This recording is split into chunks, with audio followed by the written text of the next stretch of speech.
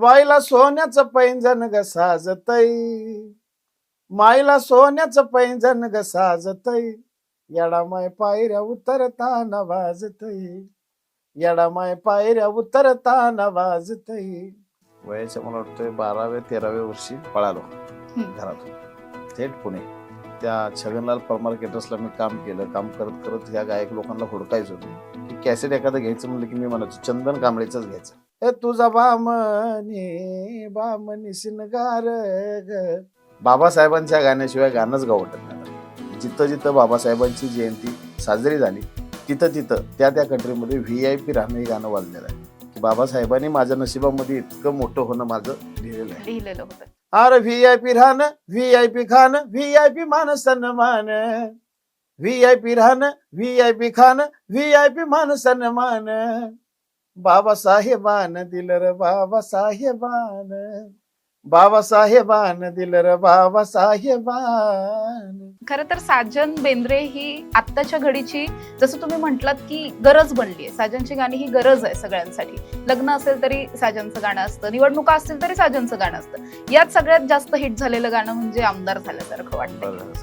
या गाण्याच्या मागेही काहीतरी स्टोरी असेल, कसं सुचलं होतं? मला भरलं तुझं वार ग, मी तुझा उमेदवार ग, तुझ्या एका मतासाठी माझं काळीज तुटतई, जवा बघतीस तू माझ्याकडे मला आमदार झाल्यासारखं वाटतंय, जवा बघतीस तू माझ्याकडे मला आमदार झाल्यासारखं वाटतंय. मात्र मनात इच्छा आहे आमदार होण्याची, असंही वाटतंय, कारण निवडणुकीला उभे होतात तुम्ही आत्ताच्या. काय राजकीय महत्वाकांक्षा काही आहे, जायचंय राजकारणात? साजन बेंद्रे इतके ट्रेंड करतात आणि सगळ्यांना साजनची गाणी आवडतात, पण साजनला कोणाची गाणी आवडतात? मला गाणं आवडतं फिल्म लाईन म्हणलं की कदाचित असा मनामध्ये विचार येतो की फक्त तोंड बघून केलं जातं का, की धुन सारवण झालं या घरात घट घालायचा ठरला, धुन सारवण झालं या घरात घट घालायचा ठरला, नवरत्नाचा बाजार भरला ग माझ्या बायकोन उपास धरला, नवरत्नाचा बाजार भरला ग माझ्या बायकोन उपास धरला. साजन बेंद्रेला विचारलेल्या लाखो प्रश्नाचं एक उत्तर म्हणजे बाबासाहेब आंबेडकर. अरे भीमामुळं बदलली र जिंदगी ही खास, आज इस्त्रीची कापड त्याला अत्तराचा वास, भारीतला बुटन भारीतला सुट अंगावरी सोनं नान, हे बी बाबासाहेबान दिलं र बाबासाहेबान. नमस्कार, मी समृद्धी जाधव. स्वागत आहे तुमचं टॉप न्यूज मराठीमध्ये. खरं तर आज टॉप न्यूज मराठीच्या स्टुडिओत एक असे गेस्ट आलेले आहेत जे त्यांच्या बुलंद आवाजासाठी ओळखले जातात. हा बुलंद आवाज जितका गाण्यांच्या बाबतीत बुलंद आहे, तितकाच राजकारणाच्या बाबतीत सुद्धा बुलंद आहे. आणि विशेष म्हणजे गायक हे वेगवेगळ्या पठडीतले गायक असतात किंवा गाणी ही वेगवेगळ्या पठडीतली असतात. काही इव्हेंटसाठी काही मोजकेच गायक गाणी म्हणतात. मात्र यांच्या गाण्यांच्या बाबतीत सांगायला गेलं तर अगदी लग्नाला सुद्धा त्यांचंच गाणं वाजतं, पुढे आंबेडकर जयंतीला सुद्धा वाजतं, त्याच्यानंतर परत गणपतीतही वाजतं, नवरात्रीमध्ये सुद्धा वाजतं. त्यामुळे इतक्या व्हरायटीची गाणी गेल्या अनेक वर्षांपासून इंडिव्हिज्युअल सुद्धा दिलेली आहेत, जोडीमध्ये सुद्धा दिलेली आहेत. असे महाराष्ट्राचे सुप्रसिद्ध गायक साजन बेंद्रे आज माझ्या बरोबर आहेत. साजन सर, तुमचं खूप स्वागत आहे टॉप न्यूज मराठीमध्ये. आणि नमस्ते सर्वांना. सगळ्यात पहिला प्रश्न, जसं मी आधीही म्हटलं की खूप बुलंद आवाज आहे, मात्र इथपर्यंत येणं काही तसं सोपं नव्हतं. अगदी घरातून पळून चंदन कांबळेंना भेटण्यासाठी येण्यापुरता हा सगळा प्रवास होता. कसं होतं बालपण सगळं, आणि त्याच्यानंतर गाण्याची आवड कधीपासूनची? लहानपणापासून आपल्या घरामध्ये त्या गोष्टी चालायच्या.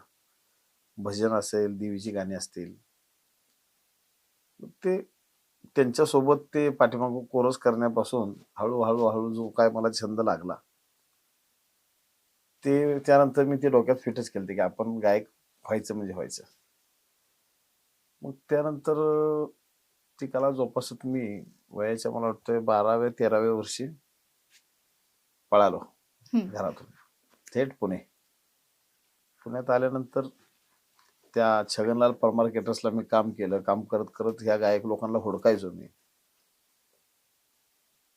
मग फायनली आमची चंदन कांबळेंसोबत भेट झाली आणि तिथून तो हा प्रवास चालू झाला.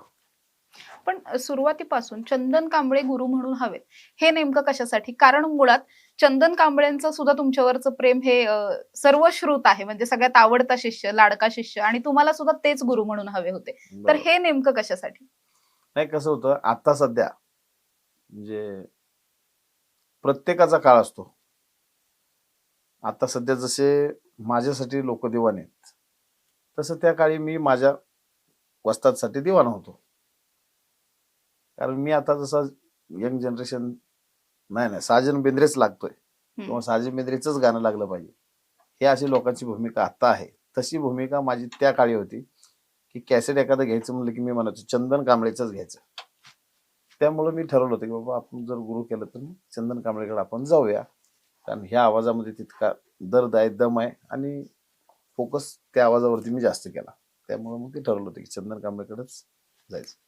मग अगदी म्हणजे हॉटेलमध्ये काम करण्यापासून मग चंदन कांबळेंकडे तुम्ही राहायला वगैरे गेलात. किती वर्ष तिथे होतात आणि कसा सगळा संगीताचा हा प्रवास होता? तिथं माझी गेली की 15 वर्ष. बापरे! हो. 15 वर्ष म्हणजे काहीतरी सुरुवातीचे 6-7 वर्ष मी कोरस किंवा फक्त लिखाण असं असायचं. 6-7 वर्ष ह्या गोष्टी केल्यानंतर मग मी उभा झालो. मग आज जेव्हा खरं तर इतकी व्हरायटीची गाणी आहेत, जसं मी आधीही म्हटलं, की प्रत्येक कुठल्याही कार्यक्रमासाठी साजन बेंद्रेंचं गाणं हे फिट बसतं. साजन विशालची जोडी इतकी प्रसिद्ध झाली आहे. सुरुवातीपासून कोणता कल होता? कुठली गाणी गायला आवडायची सुरुवातीपासून? सुरुवातीला मी गायली देवीची गाणी, येडाईची. येडाई गायली, काळूबाई गायली, अंबाबाई गायली, लक्ष्मी आहे, लखाबाई गायली. मी देवी देवता सगळे गायले मी. मग ती एक रस होता की प्रत्येक गाण्यांपेक्षा येडाईचं गाणं म्हणताना माझा जोश वेगळाच असतो. हे असं सगळं चालू झालं. मग त्याच्यानंतर थोडासा लोकगीताकडे वळालो 2012 साली. त्यावेळी मी गाणं गायलं नाचायला लागली शालू. नाचायला लागली शालू गायल्यानंतर मग तिथून लोकगीतांचा ट्रेंड माझा चालू झाला. मला वाटते 2015ला मी सुरुवातीला एक प्रयत्न की म्हणलं इथं जर आपल्याला यश आलं तर इथून पुढे कंटिन्यू करायचं, म्हणून मी एक गाणं गायलं साजन विशाल, आम्ही दोघांनी. भीमाचं गाणं डीजेला वाजतं, सुपरहिट. सुपरहिट. आणि त्यावेळी मी विशालला बोललो होतो, विशाल, बाबासाहेबांचं गाणं गातोय आपण, ह्या गाण्याला जर आपल्याला यश आलं, समाजानं जर उचलून धरलं, तर म्हणलं आपण लय रातोरात स्टार होऊ शकतो. कारण समाजामध्ये ताकद आहे तेवढी.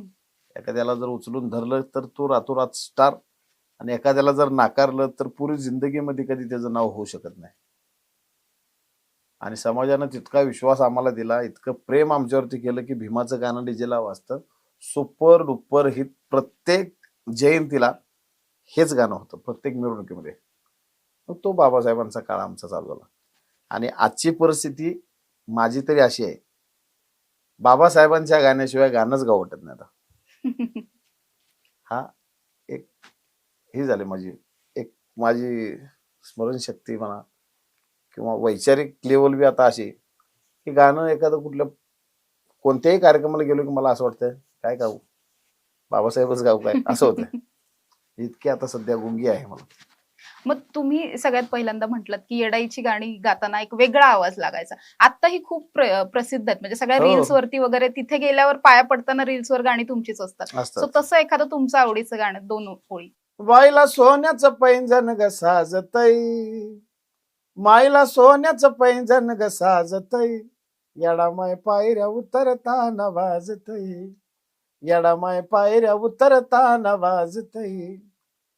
त्याच टायटल मध्ये अजून एक गाणं होतं माझं, ए तुझा बामणी बामणी शिनगार ग. व्हायरल असणार रील्सला साजन बेंद्रे टाकलं तरी येडाईचं जर गाणं म्हणलं, ही सगळी माझी हिट गाणी लाईनच येते वर. नक्कीच. आता येडाईचं गाणं झालं म्हटल्यावर, जसं तुम्ही म्हटलात की पहिलं गाणं आंबेडकरांचं म्हटलं आणि त्याच्यानंतर अक्षरशः डोक्यावर धरलं, आणि आत्ताचं गाणं म्हणजे तुफान आहे, तुफान. म्हणजे मला स्वतःला गाणं तितकं जास्त आवडतं, व्हीआयपी राहणं. खूप जास्त या गाण्याच्या मागे काहीतरी स्टोरी असेल, मला असं वाटतं की इतकं सहज सोपं वाचायला खूप सोपं वाटतं, पण गाण्याचं कंपोजिशन, लिखाण काम सगळंच, गाणं गाणं सुद्धा तितकंच अवघड झालं असेल. बरोबर. या गाण्याच्या मागची स्टोरी काय, सुचलं कसं होतं हे गाणं? व्ही-आय-पी गाण्याची स्टोरी म्हणजे मी मगाशी सांगितलं की आम्ही पहिल्यांदा गाणं गायलं, भीमाचं गाणं डीजेला वाजतं आणि त्या गाण्यानं इतकं भरभरून प्रेम आम्हाला या समाजाने दिलेलं आहे की पोटच्या लेकरांसारखं आम्हाला साजन विषयाला जोपासलं समाजानं. जिथं जाईल तिथं मी म्हणतो एखाद्या कार्यक्रमामध्ये जर गेलो आणि तिथं माझा एक जर भीमसैनिक असेल तर तो तेवढ्या गर्दीतून मला सांगायचा, साजन दादा मी आहे, या इकडं, इथं बसा. चहा तिकडं गेला, चहाची पहिली वेळ इकडंच माझ्याकडे चहा यायचा. मी मनातल्या मनात विचार करायचो, यार किती बाबासाहेबांनी दिलेलं आहे आपल्याला, हे आपण हजम करू शकाल का, इतकं बाबासाहेब आपल्याला द्यायला लागलेत आता सध्या. मग त्या विचारात मी जाऊन जाऊन जाऊन जाऊन प्रत्येक गोष्टी मी ते ऑब्झर्व करायला लागलो. जिथं जाईल तिथं मग मग त्या सगळ्या व्ही-आय-पी टेट व्हायला लागले मला. तर म्हणलं ही देण तर बाबासाहेबाची आहे. मग ते म्हणलं आता ह्याच्यावर ह्याला जे रिलेटिव्ह काय होईल ते बाबा, म्हणलं आता काय करता येईल ह्याला. मग ते मोकळा मला सुचला की व्ही-आय-पी राहणं, व्ही-आय-पी खाणं, व्ही-आय-पी मान सन्मान, आणि हे कोणामुळेच नाही म्हणलं, फक्त हे बाबासाहेबांमुळे आहे. त्यामुळे ती लाईन आणली की बाबासाहेबांना दिलं बाबासाहेबांना. जिथं जाईल तिथं जो काय मला प्रसंग घडायचे माझ्यासोबत ते मी गाण्यात मांडून टाकले. आणि इतकं सुपर हिट गाणं झालं सुपर ते. हिट म्हणजे व्ही-आय-पी राहणं हे गाणं माझ्या इंडस्ट्रीमध्ये असं आहे आणि ह्याला प्रूफ आहेत गुगलवरती की जगातल्या प्रत्येक देशामध्ये हे गाणं वाजलेलं आहे. जिथं जिथं बाबासाहेबांची जयंती साजरी झाली तिथं तिथं त्या त्या कंट्रीमध्ये व्ही-आय-पी राहणं हे गाणं वाजलेलं आहे. त्यामुळे माझं भाग्य आहे की बाबासाहेबांनी माझ्या नशिबामध्ये इतकं मोठं होणं माझं लिहिलेलं आहे. लिहिलेलं होतं. मग अर्थात गाण्याच्या 2 ओळी झाल्या हो. पाहिजेत. अरे व्ही-आय-पी राहणं, व्ही-आय-पी खाणं, व्ही-आय-पी मान सन्मान, व्ही-आय-पी राहणं, व्ही-आय-पी खाणं, व्ही-आय-पी मान सन्मान, बाबासाहेबान दिलं र बाबासाहेबान, बाबासाहेबान दिलं र बाबासाहेबान. खरंच म्हणजे बाबासाहेबांनी दिलं असं जेव्हा आपण म्हणतो, बाबासाहेबांचे तुमच्यावरती असलेले विचार किंवा विशालजींवरती असलेले विचार, म्हणजे इतके तुम्ही कार्यक्रम करता, कार्यक्रमांमधून सुद्धा प्रबोधन खूप असतं. जितकी गाणी हो. असतात तितकंच प्रबोधन असतं. त्यामुळे इथून पुढच्या काळामध्ये सुद्धा बाबासाहेब आपल्यासाठी किती महत्वाचे आहेत, काय सांगतो? जोपर्यंत चंद्र सूर्य आहेत, जोपर्यंत हे विश्व आहे आणि जोपर्यंत माणसाच्या शरीरामध्ये श्वास आहे तोपर्यंत बाबासाहेब हे महत्वाचेच आहेत आणि प्रत्येकासाठी महत्वाचे आहेत. प्रत्येक जाती धर्मासाठी आहेत, महिलांसाठी आहेत, पुरुषांसाठी आहेत, लहानांपासून वयोवृद्धांपर्यंत. मी तर म्हणतोय मुक्या प्राण्यांना सुद्धा आज आपण हात लावू शकत नाही. सलमान खानचं उदाहरण घ्या, एका हरणापायी त्याला किती दिवस झटायची पाळी आली. म्हणजे इतकं बाबासाहेबांनी मुक्या प्राण्यांसाठी सुद्धा करून ठेवलेलं. त्यामुळं संपूर्ण विश्व जोपर्यंत आहे तोपर्यंत बाबासाहेबांची गरज आपल्याला आहे. बाबासाहेबांना मानणं तितकंच अनिवार्य आहे. अर्थात बाबासाहेबांना मानणं खूप अनिवार्य आहे असं तुम्ही म्हणता. विचारांचा पगडा आहे हा सगळा आणि खऱ्या अर्थी समाजानं ही सगळी गाणी खूप जास्त उचलून धरली, हे तितकंच खरं आहे. मात्र आता जसे साजन बेंद्रे अगदी व्ही-आय-पी दिसतात किंवा गळ्यात सोन्याचा गोप आहे, अंगठ्या आहेत, प्रत्येक बोटामध्ये अंगठी दिसते. हे सुरुवातीपासून असं नव्हतं. हे असं इथपर्यंत नव्हतं. येणं किती स्ट्रगलचा काळ होता हा नाही, सगळा. म्हणूनच मी सांगितले की हे जे काय आहे ते बाबासाहेबांनी दिलेलं आहे आणि त्या गाण्यात दाखवले मी.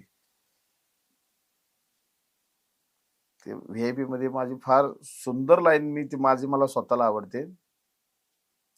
अरे भीमामुळं बदलली र जिंदगी ही खास, आज इस्त्रीची कापड त्याला अत्तराचा वास, भारीतला बुटन भारीतला सुट अंगावरी सोनं नान, हे बी बाबासाहेबान दिलं र बाबासाहेबान. त्यामुळं माझ्या आता सध्याच्या तर आयुष्यातल्या प्रत्येक प्रश्नाचं उत्तर साजन बेंद्रेला जर एखादा प्रश्न विचारला, माझी स्टाईल बघून, माझं नाव बघून किंवा आजची माझी प्रॉपर्टी बघून किंवा माझा कोणताही उद्देश बघून, साजन बेंद्रेला विचारलेल्या लाखो प्रश्नाचं एक उत्तर म्हणजे बाबासाहेब आंबेडकर. अर्थात हे खरं आहे. आजच्या घडीला साजन विशालची जोडी इतकी धुमाकूळ घालते की लाखोंचे कार्यक्रम होतात आजकाल, लाखोंचे. मात्र हे सुरुवातीपासून असं नव्हतं. जेव्हा कोरसला गाणी गायचं तेव्हा किती मानधन असायचं. त्यावेळी फुकट. त्यावेळी फुकट होतं. पैसे बिशे नव्हते. मग पहिला शो आठवतो का जो पैसे घेऊन केला होता? पहिला शो मला आठवतोय 15,000 रुपये सुपारी. त्या सुपारीमध्ये 10 माणसं, त्यामध्ये गाडी, कारण गाडी करून जायचं होतं सोलापूरला. गाडीचं भाडं त्यावेळी झालं होतं 4,500 रुपये. 4,500-5,000 रुपये झालं होतं.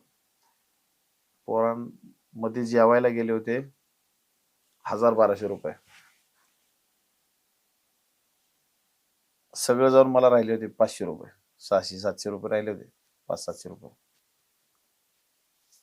तो काळ होता सुरुवातीचा कार्यक्रम.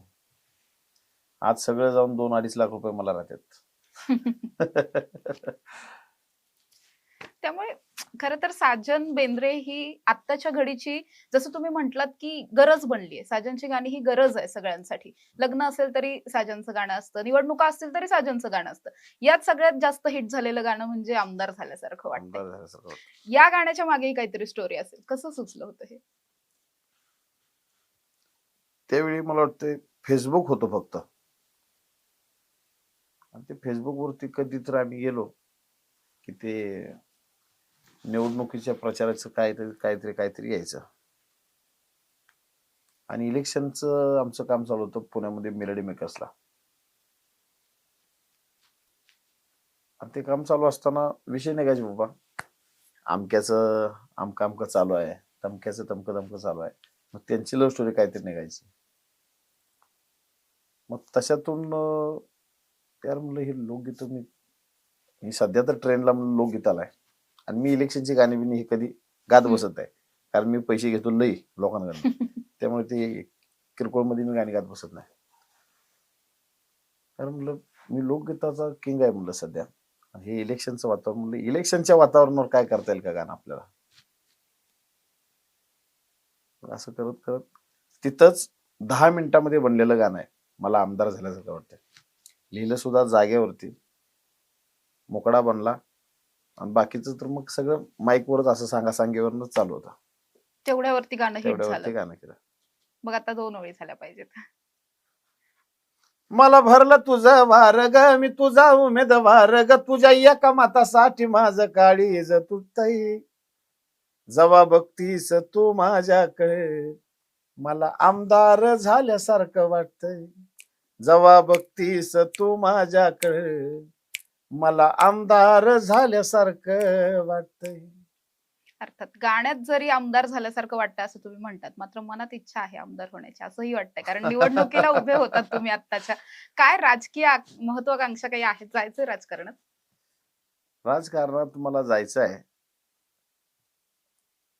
पण कलाकारांसाठी जायचंय. सांस्कृतिक विषय घेऊन जायचंय. कारण मी बऱ्याच कलाकारांचे हाल जवळनं बघितलेले आहेत. मी ज्यावेळी ह्या पुणे शहरामध्ये आलो त्यावेळीपासून आतापर्यंत मी ज्या कलाकारांना बघत बघत मोठा झालोय, असे काही कलाकार माझ्या डोळ्यासमोरचे आहेत, जे मी त्या काळामध्ये आलोय. मी पुण्यामध्ये येण्याच्या अगोदर त्यांची परिस्थिती काय होती मला माहित नाही, पण जसा मी पुण्यामध्ये आलोय आज 20-25 वर्ष झाले, तसं तर अजून ते जागेवरतीच आहेत. त्यांच्याकडे कला इतकी सुंदर आहे, कलेमध्ये इतकं मोठं नाव आहे त्यांचं, पण परिस्थिती नाही. किंवा काही गोष्टी सरकारने कलाकारांसाठी सुद्धा करून ठेवलेल्या आहेत, पण त्या कलाकारांपर्यंत पोहोचत नाहीत. आणि ज्या कलाकाराला माहिती आहे या गोष्टींची की बाबा सरकारने एवढा असा लाभ कलाकारांसाठी दिलेला आहे, जो हुशार आहे त्याच्यापर्यंत ह्या गोष्टी आलेल्या आहेत, पण अडाणी लोकांपर्यंत किंवा तळागाळाच्या कलाकारांपर्यंत ते आले नाहीत. आणि म्हणून मला या लोकांसाठी राजकारण द्यायचं. अर्थात तुम्हाला खूप शुभेच्छा आहेत, की आमदार कधीतरी नक्की होणार आहेत साजन बेंद्रे. पण या सगळ्या व्यतिरिक्त आणखी साजन बेंद्रे खूप इंटरेस्टिंग कॅरेक्टर आहे असं वाटतं. कारण बसल्या-बसल्या गाणी लिहिणं असेल हम्म. किंवा अगदी काही तासांमध्ये कंपोज करणं असेल, हे सगळं कसं सुचतं? म्हणजे काय नेमकं यामागचं मॅजिक काय आहे? नाही, हे जे काय एखाद्याला जर गाणं शिकवायचं असेल तर त्याला आपण ती सुरावट दाखवून शिकवू शकतो गाणं. हं. एखाद्याला कसं बोललं पाहिजे हे जर शिकवायचं म्हणलं तर आपण त्याला ते बोलून किंवा ती डेअरिंग दाखवून ते शिकवू शकतो. पण आता हे मनात येणारे विचार मी शाईनं मांडतोय.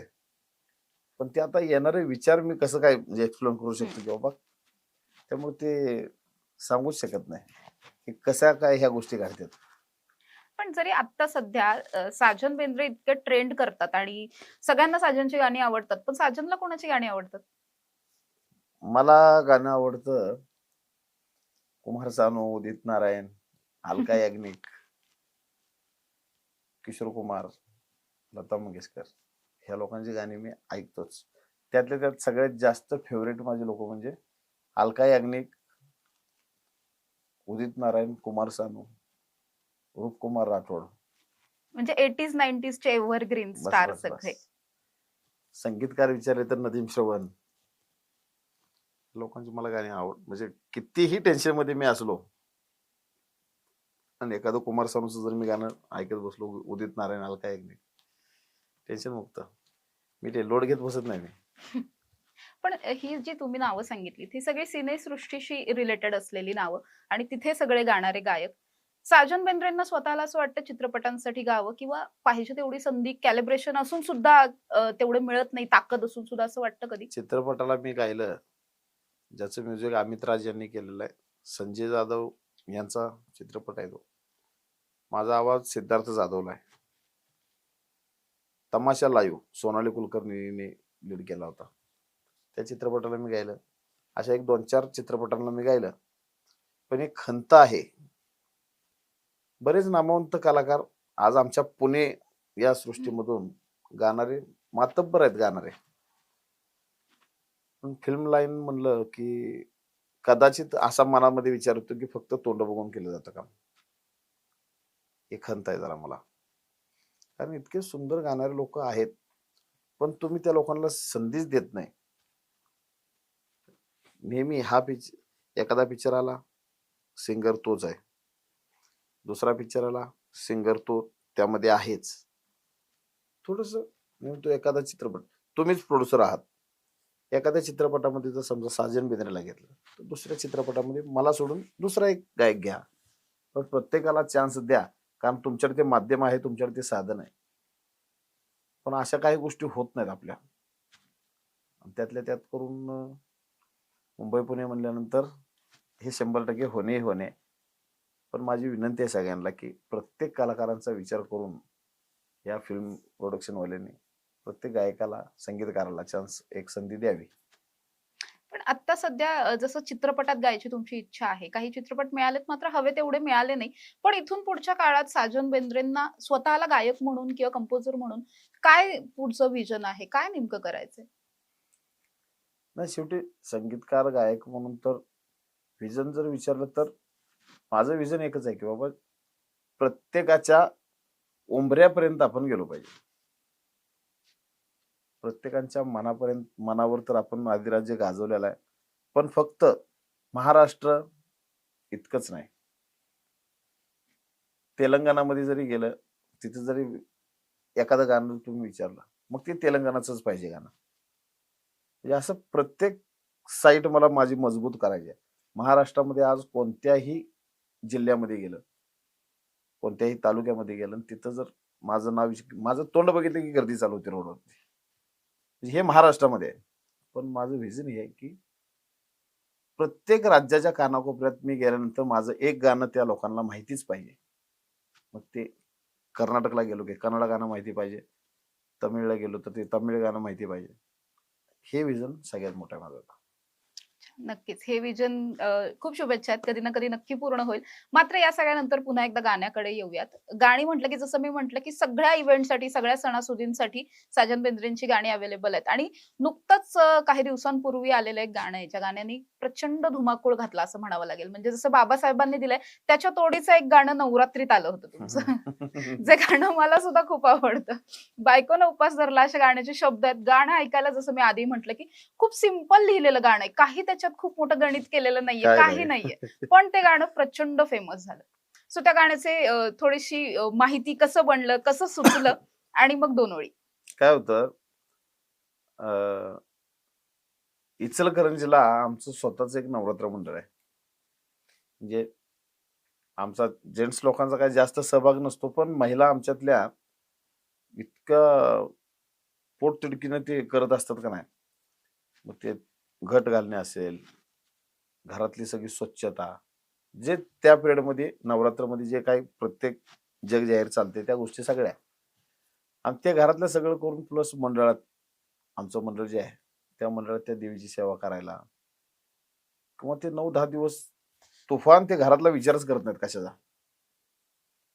आणि मग ते दुपारी कधी बसले की एखाद्या बाईनं घरातनं काहीतरी बाबा ताक आणायचं, एखादं कोणी दही आणायचं, कोणी खिचडी जास्त केलेली असते ती खिचडी तिथं सगळ्यांनी मिळून खायसाठी आणायची.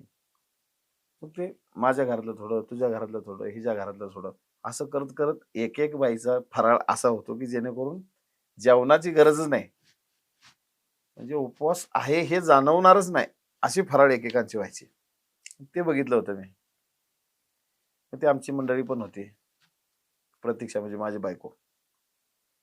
हे असे सगळे बसल्यानंतर मग अरे म्हटलं हे एवढं खाल्ल्यानंतर ह्यांचा उपवास असायचा कसा, म्हणून ते गाणं केलं होतं की धुन सारवान झालं या घरात घट घालायचा ठरला, धुन सारवान झालं या घरात घट घालायचा ठरला, नवरत्नाचा बाजार भरला ग माझ्या बायकोन उपास धरला, नवरत्नाचा बाजार भरला ग माझ्या बायकोन उपास धरला.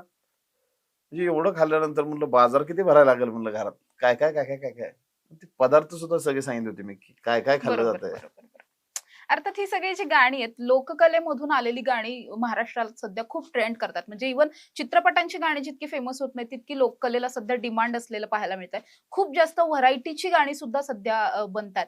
तुम्हाला एक लोकगीत गायक म्हणून काय वाटतंय सध्याच्या लोककलेमध्ये जे वेगवेगळे प्रयोग सध्या होत आहेत? नाही होत आहेत प्रयोग चांगले आहेत. आणि सध्या लोकांच्या चॉईस पण बदललेले आहेत. कधी कुणाला काय आवडेल काय सांगता येत नाही. पूर्वी काय होतं, लगेच कळून जायचं. मी हे गाणं एखादं जर गाणं लिहिलं तर मला माहिती आहे की तुला काय आवडणार आहे. हे माझ्या अगोदरच डोक्यात आहे की तुला काय आवडणार आहे. कारण मी सगळ्यांना बघितलेलं आहे. मी स्टेजवरती असतो, तुम्ही लोक खाली असता. मी तुमच्या सगळ्यांच्या नजरा ओळखलेल्या आहेत. पण आता हे ह्या लोकांना काहीही ऐकताना बघितल्यामुळं आता आम्ही कन्फ्यूज झालो की यार आता समृद्धीचाच. मला माहिती आहे हिला काय आवडतंय, कारण मी हिला बघत आलोय. पण आता ही काही पण कुठली पण गाणी ऐकायला लागली, कशावर पण रील्स करायला लागली. आता हिला काय आवडतं हे मला कसं कळणार आता? पहिलं मला कळत होतं. त्यामुळे हे आता अवघड झालंय.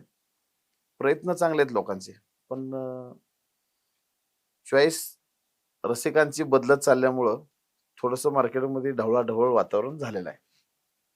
मार्केटमध्ये ढवळाढवळ होती असं तुम्ही म्हटलात. त्यावरून एक महत्त्वाचा प्रश्न, की तुमच्यासारखे खूप लोक आहेत ज्यांना आज इंडस्ट्रीमध्ये यायचंय, लोकगीतांमध्ये यायचंय किंवा साजन बेंद्रेंना बघून पण गाणी म्हणणारे म्हणजे जसं साजन बेंद्रे चंदन कांबळेंना बघून तयार झाले, तसं साजन बेंद्रेंना पाहून सुद्धा येणारे खूप लोक आहेत. बरं. अशा नवीन येणाऱ्या लोकांसाठी काही सल्ला आहे का? नाही, त्या लोकांना मी पहिल्यापासून सांगत आलोय, प्रयत्न करत राहणे खूप गरजेचं आहे. आणि आता सध्या लोकांकडे ती पेशन्स नाहीत. आम्ही मार खाल्लेला आहे, आम्ही शिव्या खाल्लेल्या आहेत, आम्ही पाणी सुद्धा भरलेलं आहे गाणं शिकायसाठी, धुणं भांडी सुद्धा केलेलं आहे. हे आत्ताची मुलं किंवा आत्ताचं जनरेशन नाही करू शकत. आणि तो आम्ही पेशन्स ठेवला त्यामुळं घडलो आम्ही. ते घडल्यामुळं आणि ते जर त्या गोष्टी आम्ही त्यावेळी नाकारले असते, घे मी काय करू शकतो, हे असलं नाही. आज त्याचाच साजन बेंद्रे घडला. आणि आत्ताची पोरं जर नवीन आली, ह्यांना आम्ही जर कधी सांगितलं का नाही की हे गाणं तुझं चुकतंय, तो बाहेर 4 लोकांमध्ये हेच सांगतो की ह्याला काय कळतंय. म्हणजे अशी पिढी सध्याची आहे, नवीन जी मार्केटला येणारी आहे ती. आणि तशी लोक कधीही मार्केटला सक्सेसफुल होऊ शकत नाहीत.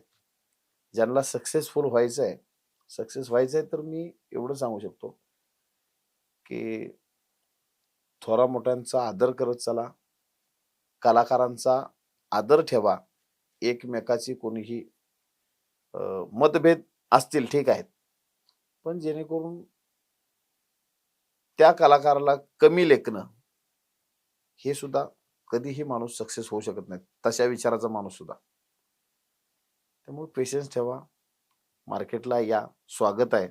मी तर नवीन येणाऱ्यांचं प्रत्येकाचं स्वागत करतो, कोण करत नाही पण मी करत असतो. या, तुमचं स्वागत आहे. फक्त हिंमत हारू नका. आल्या आल्या लगेच तुम्हाला यश येईल असं नाही. मी पण 8-10 वर्ष घालवलेले आहेत, प्रत्येकाने घालवले.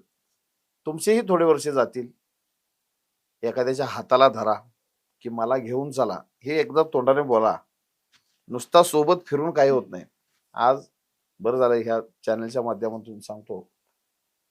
बऱ्याच लोकांना वाटतं की एवढे वर्ष मी ह्याच्या संग फिरतोय पण माझं काय होईना. जोपर्यंत तुम्ही मला सांगत नाही की मला भूक लागली, तोपर्यंत मी तुम्हाला वाढणार नाही. कारण ज्यावेळी मला भूक लागेल, मी खात असेल, त्यावेळी म्हणणार की या आपण सगळेजण खाऊया. पण मला भूकच नाही लागली, त्यामुळे मी जेवण पिशवीतनं माझ्या काढणार नाही, मी ते वाढणार नाही, तुम्हाला ते मिळणार नाही. मला फक्त तुम्ही बोलणार की मी तुमच्या सोबतच फिरतोय, मला हे करायचंय, तर त्यावेळी तुम्हाला ते मिळणार आहे माझ्याकडून. काही लोकांचा गैरसमज आहे, म्हणजे माझ्याबद्दल नाही, प्रत्येक कलाकारासोबत, की इतके वर्ष ह्याच्या मागे फिरलो, इतके वर्ष त्याच्या मागे फिरलो, काय झालं, माझं नाव झालं नाही. पण तू कधी बोललाच नाहीस की मला नाव करायचं आहे, मला गाणं गायचं आहे, किंवा हे गाणं कसं आहे, एखादं गाणं मला बसवून द्या. या गोष्टी झाल्या तर नाव होत असतं. त्यामुळे नवीन येणाऱ्या पिढीला माझं सांगणं आहे, पेशन्स हरू नका, हिंमत हरू नका. येईल त्या संकटाला तोंड द्या, थोडे दिवस कड काढा, फळ निश्चित मिळणार आहे.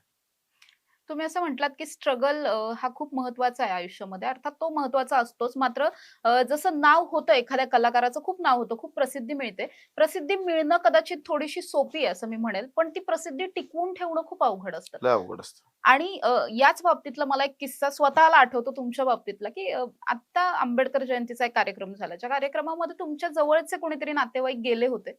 पण हो, त्या कार्यक्रमामध्ये तुम्ही अक्षरशः टी-शर्ट वरती येऊन तिथे 2-3 गाणी म्हणून गेलात आणि बरोबर. संपूर्ण ऑडियन्स तुमच्यासाठी थांबलं होतं आणि तुम्हाला माहिती होतं की हे ऑडियन्स माझ्यासाठी थांबलेलं आहे. बरोबर. त्यामुळे घरात इतकी मोठी कॅज्युअलिटी असताना तुम्ही तिथे आलात. त्यामुळं हा कलाकार म्हणून ही भावना आपल्या ऑडियन्ससाठी असणं हे सुद्धा किती महत्वाचं आहे.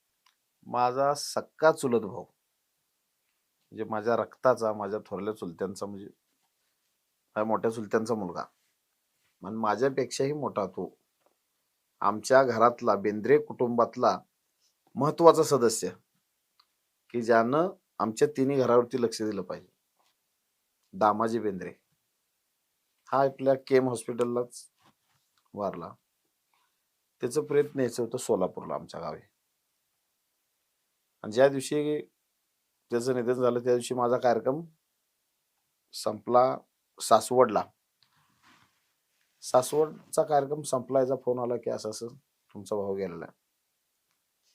त्या दिवशी मी ते प्रेत घेऊन सोलापूरला गेलो. सोलापूरला गेल्यानंतर सकाळ सकाळ धन देण्याचा कार्यक्रम झाला.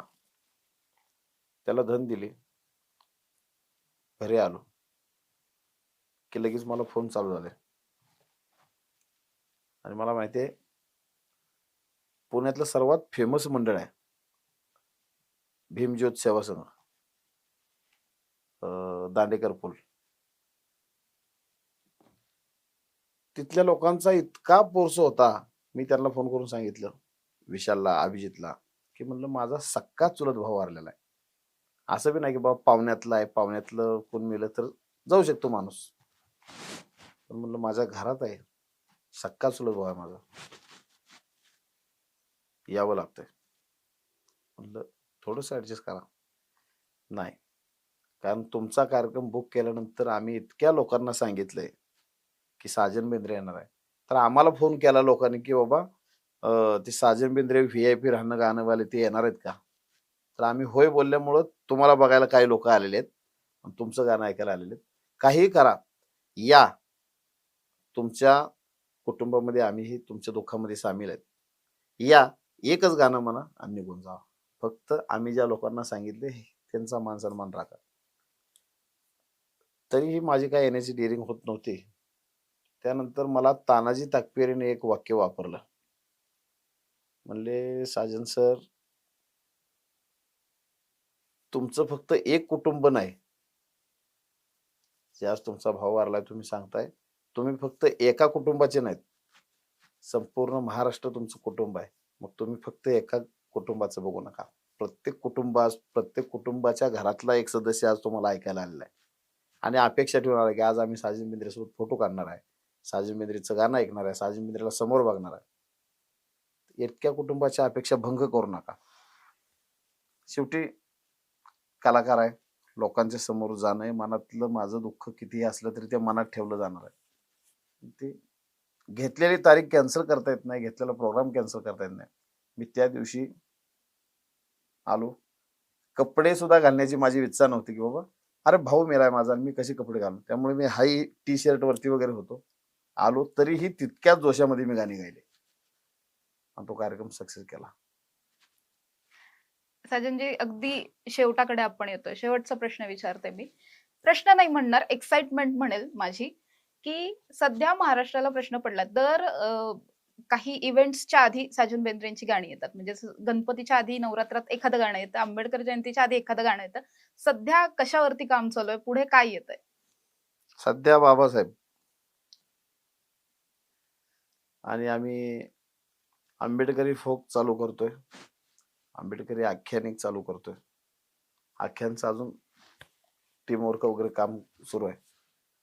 बाकी मग जयंतीसाठी गाणी चालू आहेत आपली बाबासाहेबांची. एखादी काही टॅगलाईन तरी ऍटलीस्ट, गाणं तुम्ही रिव्हील नाही करणार पण नाव तरी गाण्याचं, की अशा आता अनुषंगाने गाणं उद्या असणार. सकाळी 1-4 दिवसामध्ये साजन बेंद्रे म्युझिकल म्हणजे माझ्याच ह्याला मी रमाई सोडतोय. आणि मला वाटतंय रमाई पहिल्यांदा मी अशी दाखवली की एक प्रकारे लव्ह स्टोरी बाबासाहेबांची आणि रमाईची प्रेम कहाणी की एकमेकांवरती कितपट जीव अडकू शकतो. हम्म. बाबासाहेब परदेशामध्ये होते, रमाई इथे होत्या, तरी सुद्धा एकमेकाची आठवण, एकमेकाच्या आठवणी, ते कितपट माणूस गुरफटू शकतो प्रेमामध्ये आणि एखाद्याला जीव लावला तर तो किती जीव लावू शकतो हे असं मी बाबासाहेबांच्या रमाईमध्ये दाखवलंय. मला वाटतं की ती पहिलेच असं कोणीतरी ती योजना असेल की बाबा ती कल्पना मी आणलेली आहे. नक्कीच तुम्हाला तुमच्या अपकमिंग सगळ्या प्रोजेक्टसाठी खूप शुभेच्छा. राजकीय प्रवासासाठी सुद्धा खूप खूप शुभेच्छा. साजन बेंद्रे आज माझ्या बरोबर स्टुडिओमध्ये होते आपल्या, आणि महाराष्ट्राच्या लोकगीतांचा एक मोठा बुलंद आवाज म्हणून ते प्रसिद्ध आहेत. मात्र येत्या काळामध्ये जसं त्यांनी सांगितलं की बाबासाहेबांच्या अनुषंगानं आख्यान सुद्धा चालू करणार आहेत, त्याचबरोबर चित्रपटातली गाणी सुद्धा येत आहेत. त्यामुळे अशा पद्धतीने लोककला, लोकगीतं वाढवण्यासाठी त्यांचं जे काही काम आहे ते अविरतपणे ते असंच चालू ठेवतील. अशाच ताज्या आणि महत्त्वाच्या बातम्यांसाठी तुम्ही पाहत राहा टॉप न्यूज मराठी. आपला महाराष्ट्र, आपली बातमी. तुमची car, electric panel, data server आगीपासून सुरक्षित आहे का? नाही? मग आजच बसवा F protect temperature activated fire suppression device. यामध्ये आहे eco friendly non toxic pressurised liquid, जे आग लागल्यास क्षणार्धात ऍक्टिव्हेट होऊन आगीवरती मिळवते नियंत्रण. बसवण्यास अतिशय सोपे आणि सुटसुटीत. टेकालिपचे एक दर्जेदार उत्पादन एफ प्रोटेक्ट.